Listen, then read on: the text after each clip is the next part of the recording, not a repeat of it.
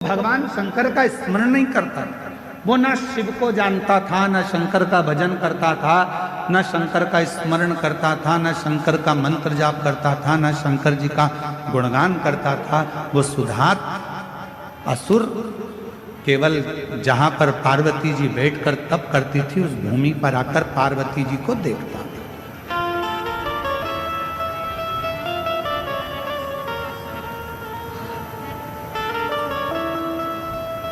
माँ जगत जननी अपनी बाल्यावस्था में शिव भक्ति में लगी, भगवान शंकर की अविरल भक्ति धारण कर रहे हैं।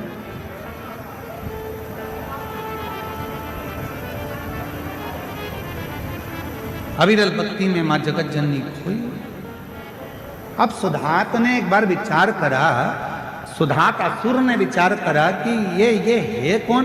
तब स्मरण करके उसने पता करा कि यह हिमालय राज की बेटी पार्वती है और बालू मिट्टी का शिवलिंग बनाकर, बालू का शिवलिंग बनाकर, मिट्टी का शिवलिंग बनाकर शंकर जी की आराधना कर, शिव की आराधना, भगवान शंकर की अविरल भक्ति को धारण कर। पार्वती जी को नहीं मालूम कि मुझे कौन देखता है। पार्वती जी तो अपने भजन में लीन रहती हैं, शिव की भक्ति में डूबी रहती हैं। श्री शिवाय नमस्तुभ्यं, श्री शिवाय नमस्तुभ्यं, श्री शिवाय नमस्तुभ्यं, श्री शिवाय नमस्तुभ्यं। पार्वती जी अपनी अलमस्ती में भगवान की आराधना कर, उन्हें नहीं मालूम। जो कथा सुनने के लिए आता है वो ये नहीं देखता कि मैं आगे बैठा हूं कि पीछे बैठा हूं कि राइट में बैठा हूं कि लेफ्ट में बैठा हूं। उसका तो एक ही तत्व है कि कहीं पर बस माइक की आवाज आ जाए, कहीं पर भी बैठकर मैं कथा सुनूंगा, मेरे कानों में अगर ये शिव महापुराण की कथा अंदर चली गई और जिस जमीन पर बैठकर मैं कथा सुनूंगा, जब आरती हो जाएगी, आरती होने के बाद जब मैं उठूंगा, उस जमीन की रज को, मिट्टी को जब मैं अपने मस्तक से या मेरे शरीर में जो दुख है, तकलीफ है, वहां लगाऊंगा तो वो सोच कर जाता है कि मेरा दुख उस समय पर समाप्त तो होगा ही, ये निश्चित है। और कोई पूछे कि सियोर वाला महाराज बोलता है कि जहां कथा बैठकर सुन रहे हो, उठोगे, आरती होने के बाद जब वहां से जाओगे, वहां की मिट्टी को अपने मस्तक चढ़ा कर जाना या उस मिट्टी को नमन कर कर जाना, ये कहां लिखा है? तो इस सुधात असुर की कथा में, मां जगत जननी की कथा में, सुत महादेव की कथा में इसका वर्णन आता है। स्कंद पुराण में भी इसका वर्णन है। स्कंद पुराण में भी सुत महादेव का वर्णन आता है। और जब भी आप जम्मू कश्मीर घूमने के लिए जाएं,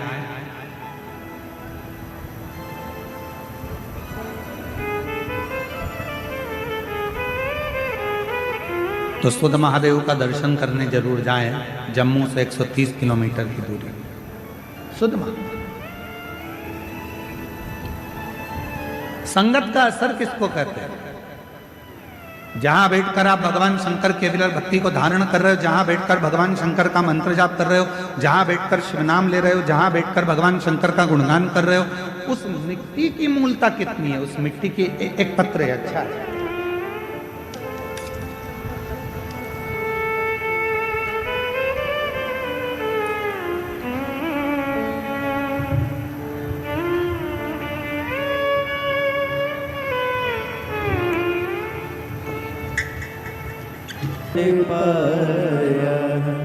नहीं खालियों से लौटाया वो मन ही मन हर्षाया, और कर दिया माला माल काशी वाले ने, लुटा दिया भंडार काशी वाले। अब जिस भावना से जो इच्छा रख कर है, शुद्ध महादेव की कथा कर रहे। सत्संग, अच्छी संगति, बुरी संगति का असर कैसे होता है, संगत का असर कैसे होता है, ये महादेव की कथा बता। पार्वती जी बैठकर भगवान शिव की आराधना करती हैं, साधना करती हैं। और मां पार्वती जी जब भगवान देवाधिदेव महादेव की आराधना साधना कर कर उठ जाती हैं, आज सुधात असुर ने विचार करा, जरा जहां ये लड़की बैठकर, ये कन्या बैठकर आराधना करती है, वहां की मिट्टी को जरा मैं थोड़ा सा लगा कर देखता हूं। उस मिट्टी को लगा कर, कितना फल है मिट्टी का, जरा ध्यान दीजिएगा। जरा जहां बैठकर आप कथा सुन रहे हो, 7 दिन शिव महापुराण की कथा जहां चल रही है, उस भूमि का, उस मिट्टी का कितना प्रभाव, कितना फल उसमें, जरा विचार। सुधात असुर जहां पार्वती जी बैठकर भगवान शिव की आराधना कर रही थी, वहीं पर उस मां पार्वती जी के उठने के बाद वहां की मिट्टी को सुधात असुर ने अपने तन पर लगाया, अपने तन पर। और जैसे ही सुधात असुर ने अपने तन पर लगाया, उसको कुछ परिवर्तन सा लगा। उसके जीवन में उसको परिवर्तन सा लगा।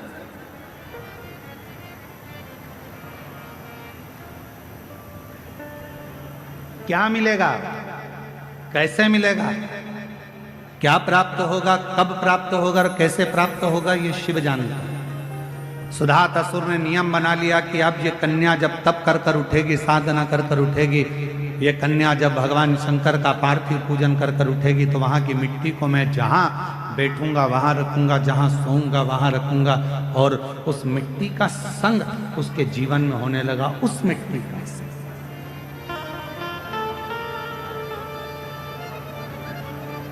वो मिट्टी उसके संगति को बदलने लगी। संगत का असर किसको कहते हैं?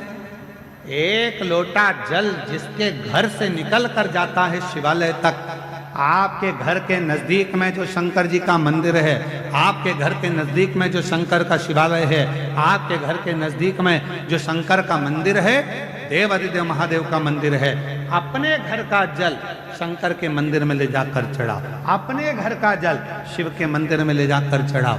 पहले आप लोग मंदिर का जल उठाकर मंदिर में चढ़ाते थे, पर अब दुनिया के लोगों को मालूम पड़ गया कि अपने घर की दशा यदि महादेव को बताना है, तो जैसे सुदामा चावल लेकर कृष्ण जी के पास गए थे, उसी तरह आप भी अपने घर का जल लेकर शंकर जी के पास जाओगे तो वो जल से तुम्हारा कल जरूर बदलेगा। बोल बम का नारा है, सारी समस्या का हल श्री शिवाय।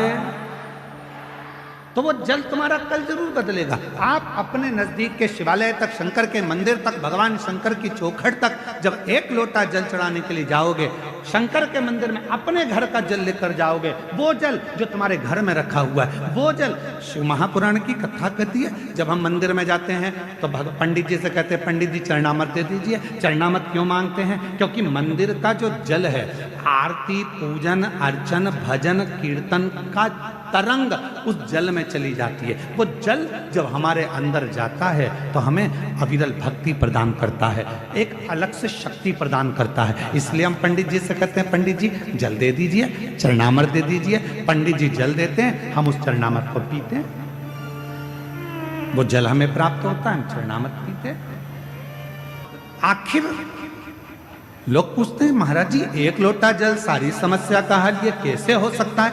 उसका एक कारण है, मंदिर में रखे हुए जल को जब ब्राह्मण देवता पंडित जी हमारे हाथ में चरणामत जान कर देते हैं, उस जल को हम पीते हैं तो हमारी अकाल मृत्यु जैसे टलती है, अकाल मृत्यु का हरण हो जाता है।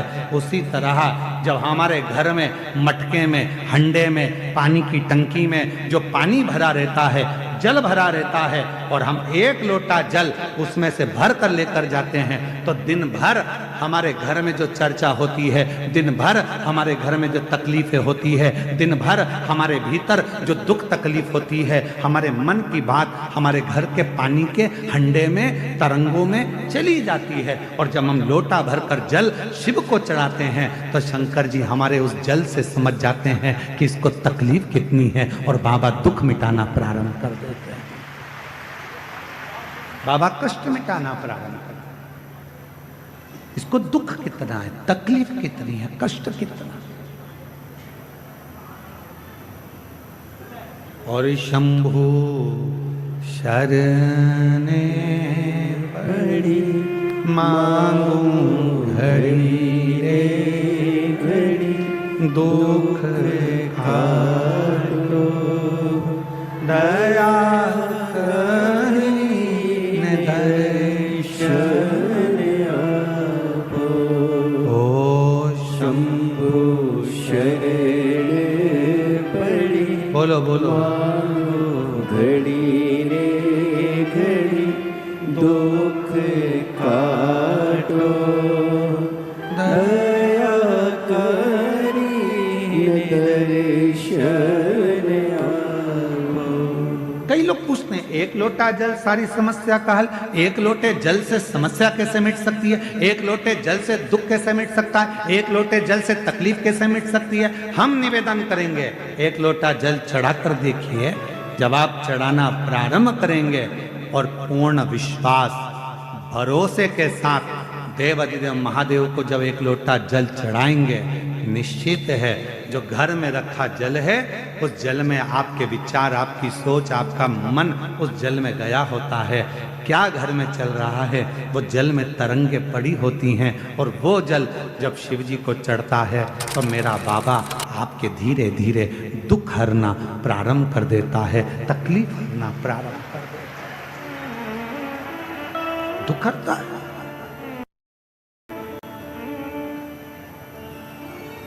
कष्ट हरता है।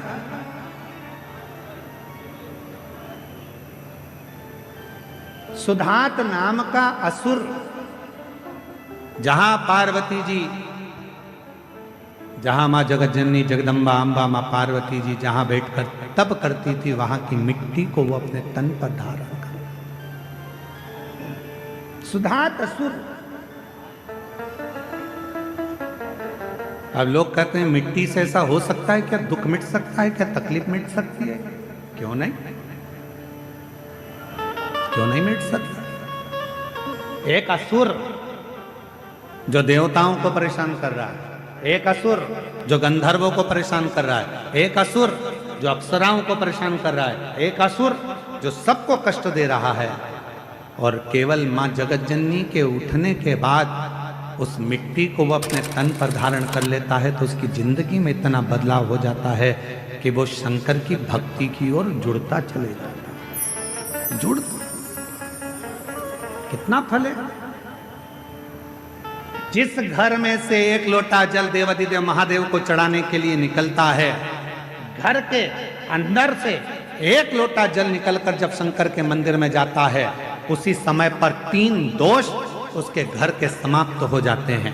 पहले नंबर का, घर के अंदर से जल गया तो वास्तु दोष समाप्त हो गया।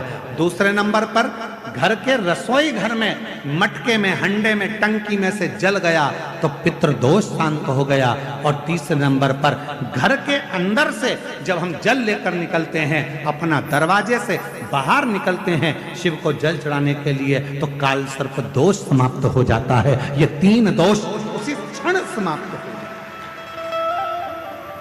ये 3 दोष उसी पल समाप्त हो जाते हैं। ये 3 दोष अपने आप उसी क्षण समाप्त हो जाते हैं। कोई तुमसे कहते कि तेरे घर में वास्तु दोष है, तुम्हारी ये बाथरूम गलत बनी है, सीढ़ियां गलत बनी है, छत गड़बड़ हो गई, सीढ़ियां गड़बड़ हो गई, ये गड़बड़ हो गया, वो गड़बड़ हो गया। लोग कह दे तुमसे कि तुम ये गड़बड़ है, वो गड़बड़ है, वो गड़बड़ है, उससे कह देना सारा गड़बड़ भले हो, पर मुझे पूर्ण भरोसा है जब एक लोटा जल लेकर मैं शंकर जी के मंदिर में जाऊंगी तो सारे दोष अपने आप मिटते चले जाएंगे।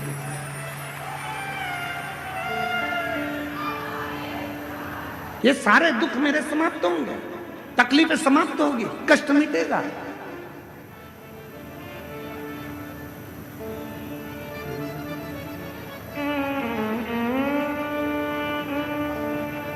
वो दुख समाप्त होगा, वो कष्ट मिटेगा, वो तकलीफ मिटेगी। जब हम जाएंगे भगवान की शरणागति में, शिव के चरणों की ओर, भगवान शंकर की आ जाओ शरणागति की ओर, तो वो दुख मिटेगा। भगवान शंकर उस कष्ट को मिटाएंगे।